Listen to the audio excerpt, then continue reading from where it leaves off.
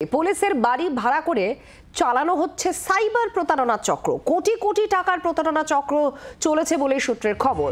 অভিযোগের ভিত্তিতেই তদন্তে নামে পুলিশ। তারপর দমদমে ২ নম্বর মতিলাল কলোনিতে অভিযান চালানো হয় সেই বাড়িতে।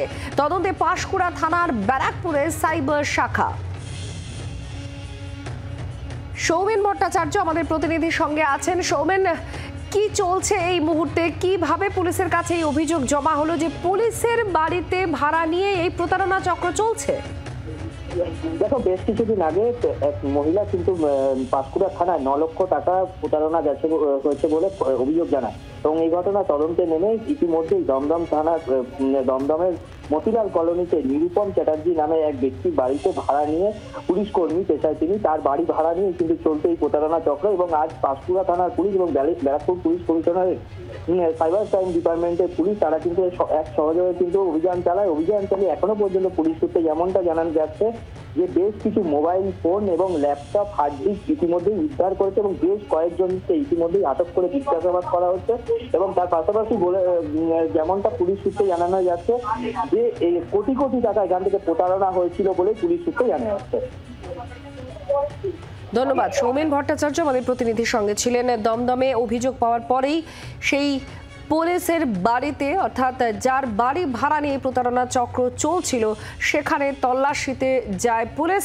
অভিযান চালিয়ে বেশ কয়েকজনকে আটক করেছে। ৯ লক্ষ টাকা প্রতারণার অভিযোগে তদন্তে নামে পুলিশ। আর বেশ কিছু ল্যাপটপ, কম্পিউটার বাজেয়াপ্ত করা হয়েছে। প্রচুর মোবাইল ফোন আর সিম কার্ডও পেয়েছে পুলিশ।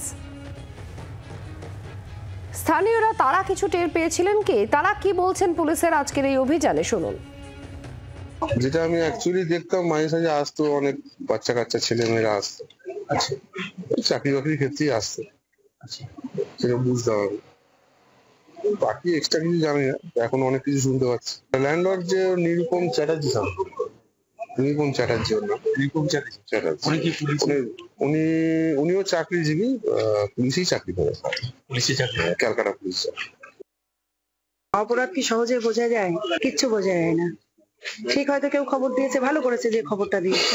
আমি তো এই এতদিন তো বাস করছি মোটামুটি, আমি তো এদিক দিয়েও যাতায়াত করি, এদিক দিয়েও যাতায়াত করি, যেহেতু বাড়ি বাড়ি টিউশন করি।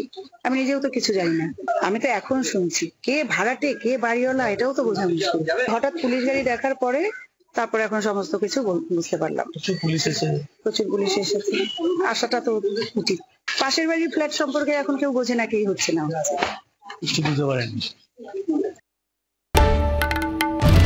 বাংলার আওয়াজ, বাঙালির আবেগ, জি 24 ঘন্টা।